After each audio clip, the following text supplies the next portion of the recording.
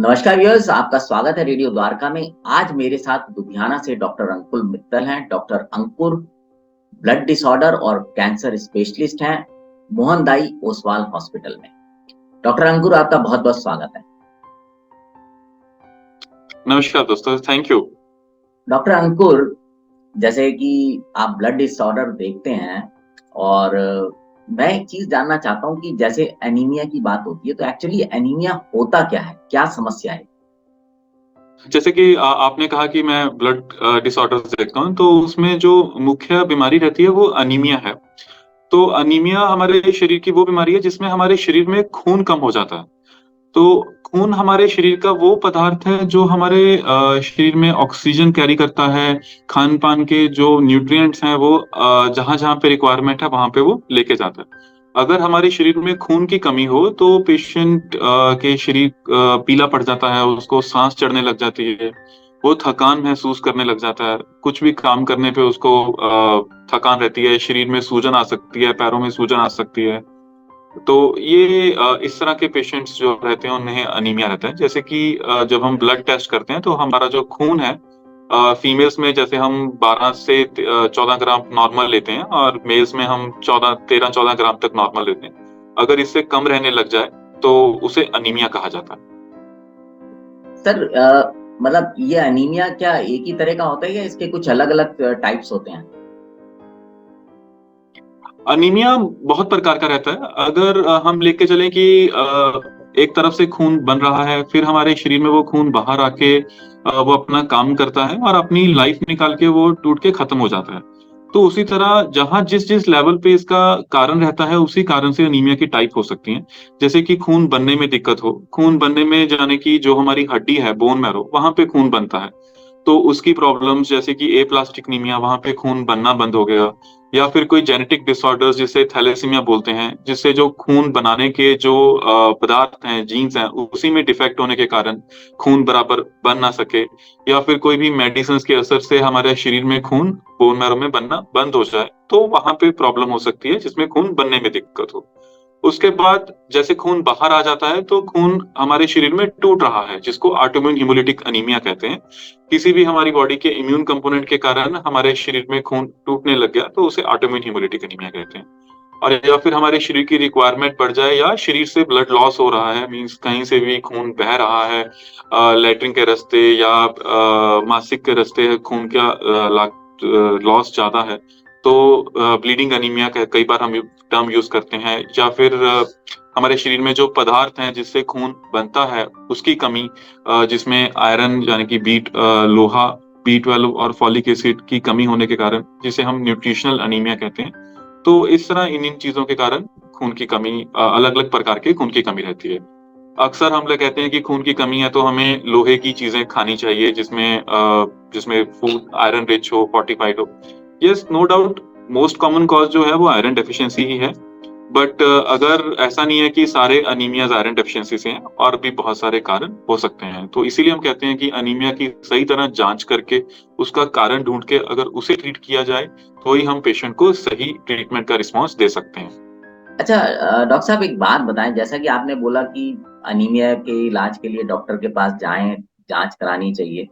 Initially क्या लक्षण होते हैं कि किसी को कैसे पता चले, या मैं सिम्टम्स बोलूं कि उसको लगे कि मुझे डॉक्टर के पास जाना चाहिए या मुझे कुछ इस तरह की प्रॉब्लम हो रही है?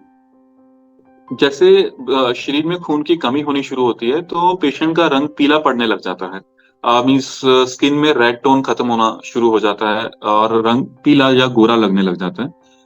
पेशेंट को सांस चढ़ सकती है, थकान रहने लग जाती है, उसको थोड़ा-सा भी काम करने पे थकान महसूस होती है।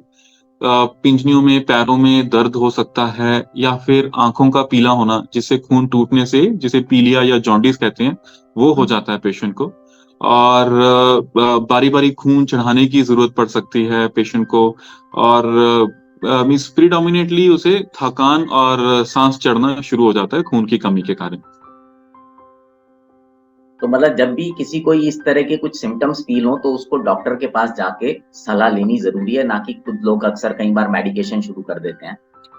अच्छा, डॉक्टर अंकु, मैं आपसे जी। एक चीज और जानना चाहूंगा कि इसको हम मतलब इनिशियल स्टेज पे अगर प्रिवेंट करने की सोचें तो किस तरह से कर सकते हैं?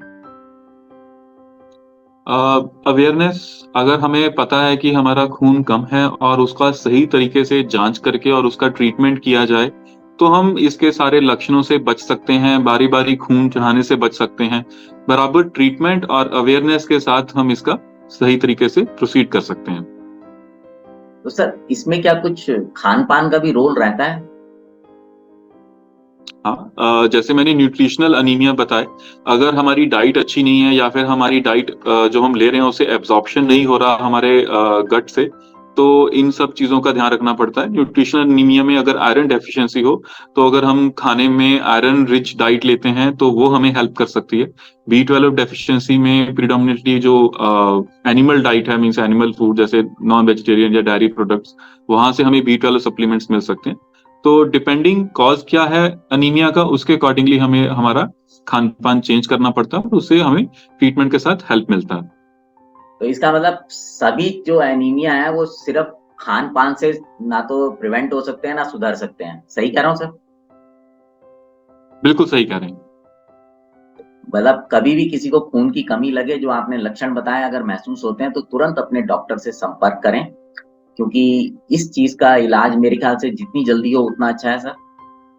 बिल्कुल सही कहा, क्योंकि अनीमिया सिर्फ आयरन डेफिशिएंसी नहीं है, उसके और भी बहुत सारे कारण हैं। हर एक पेशेंट जो भी अनीमिक है सिर्फ आयरन सप्लीमेंट से अगर रिस्पॉन्स नहीं करा, तो हमें उसका कारण देखना चाहिए, क्या कारण है और कैसे हम उसको प्रोसीड कर सकते हैं। तो इसीलिए जब भी हमें लक्षण महसूस हो, तो हमें तुरंत जांच करके उसका कारण ढूंढ के उसका ट्रीटमेंट की तरफ चलना चाहिए।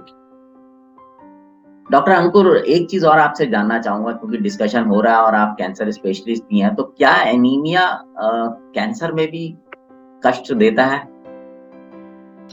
हाँ, आपने बहुत अच्छा क्वेश्चन पूछा है।